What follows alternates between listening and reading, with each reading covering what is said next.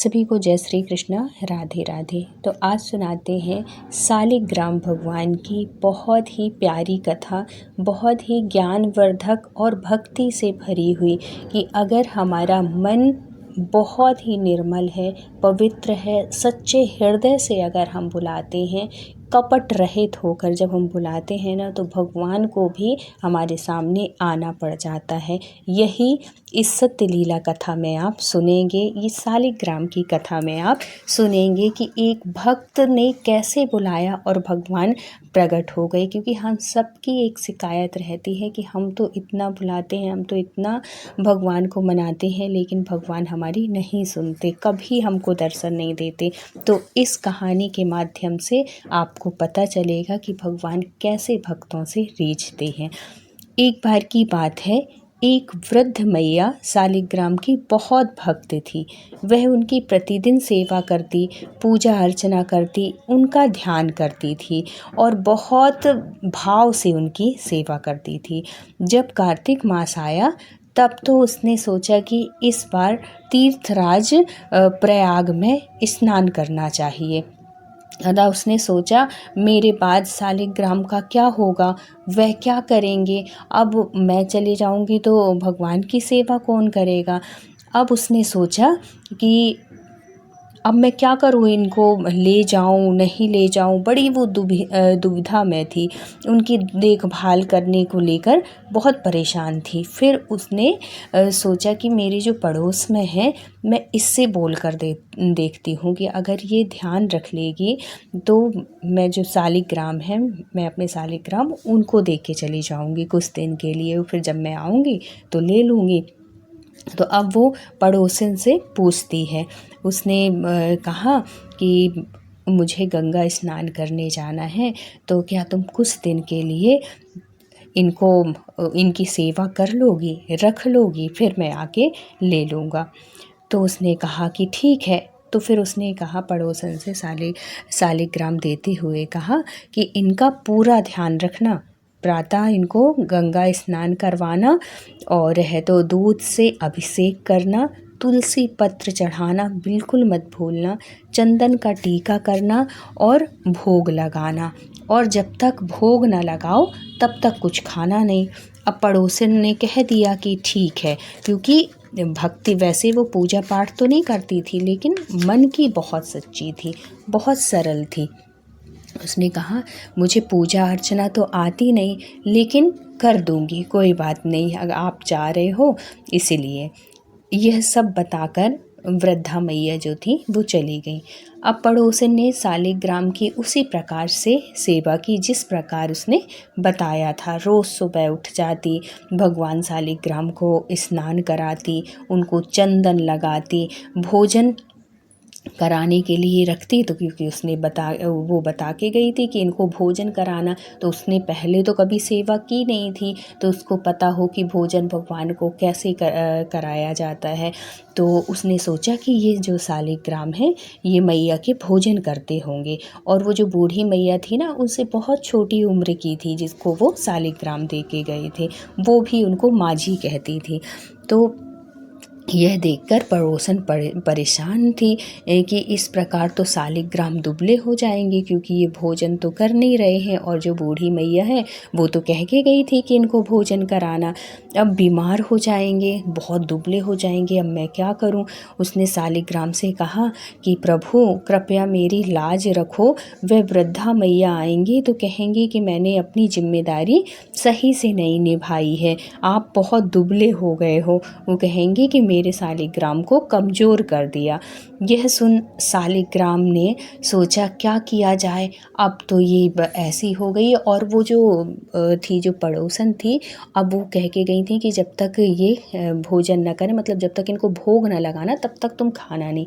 तो उसने सोचा कि ये भोग लगाते होंगे तो वो रख देती, लेकिन भगवान कहाँ, भगवान तो दृष्टि भोग डालते हैं, ऐसा थोड़ी है कि वो आके खाने लगते हैं। भोजन भोग लगा के तो हम लोग स्वयं खाते हैं, सबको प्रसाद बांटते हैं, ऐसा करते हैं।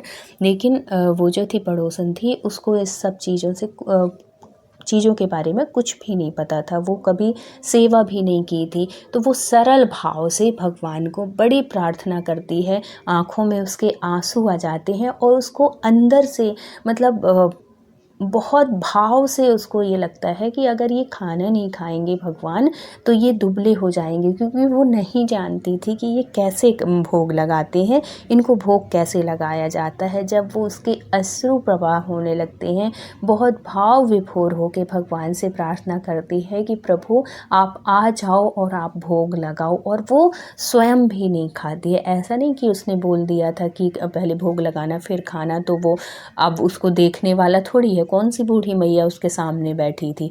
कोई और होता तो भोग आप खाओ चाहे ना खाओ, मैं तो खाऊंगी क्योंकि मुझे तो भूख लगी है, ऐसे भी कर सकती थी। लेकिन वो जो भक्त थी, भक्त अभी थी नहीं लेकिन मन की बहुत साफ थी, उसने बिल्कुल भी नहीं खाया। पूरा दिन हो गया और वो ऐसी बैठी रही। थोड़ी थोड़ी देर में आती कि शायद खा लिए हों, थोड़ी देर में फिर आती कि शायद खा लियो, लेकिन उसने पूरा दिन व्रत जैसे उसका हो गया और उसने कुछ भी नहीं खाया, बस झांकती रही। और मन में बड़ा दुख रहा उसको कि भगवान अगर नहीं खाएंगे, वो मन ही मन ये भी सोच रही थी कि ऐसा तो नहीं कि बूढ़ी मैया की याद में नहीं खा रहे हो, क्योंकि वो मैया दूर चली गई हैं इसलिए।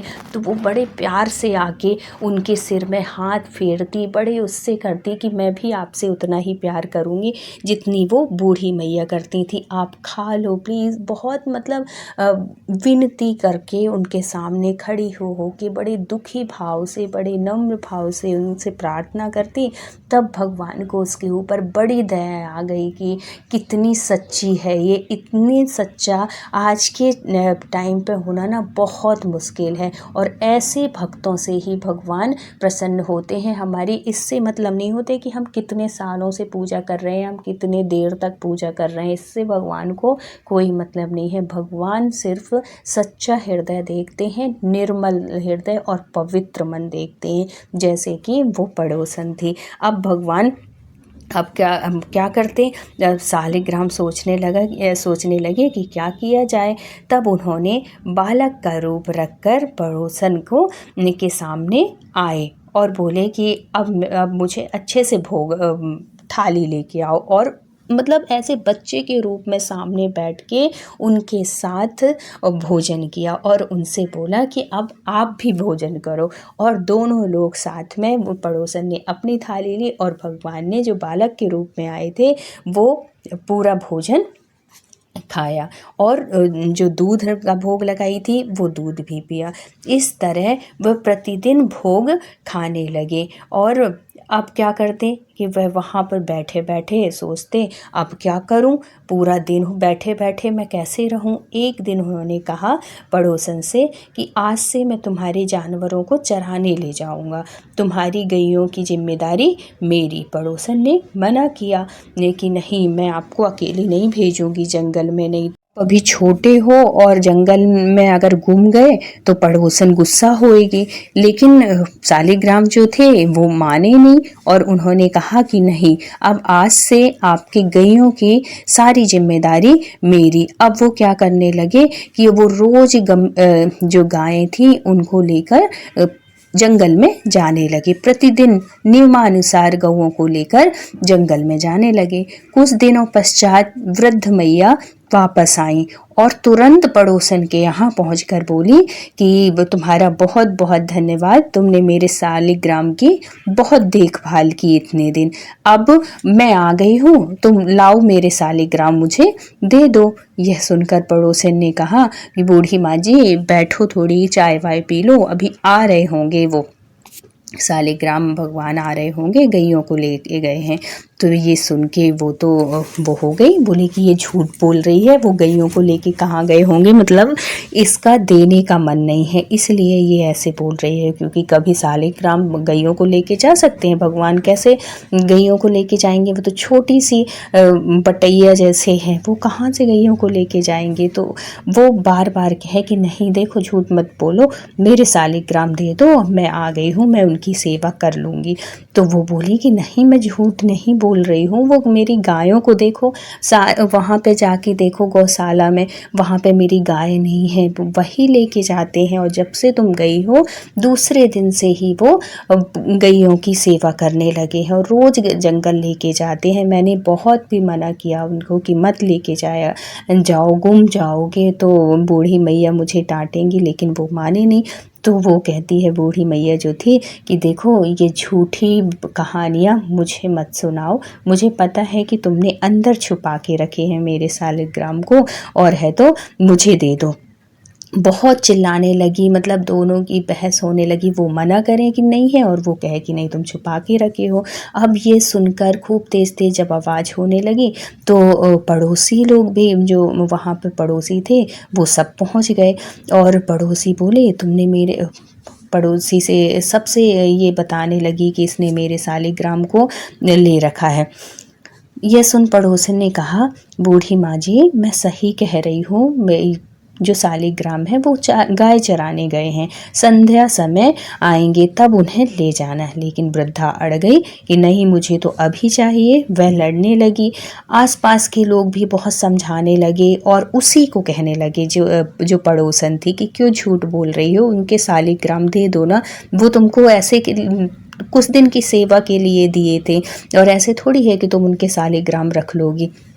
अब वो नहीं माने, सब यही कहें कि ये झूठ बोल रही है।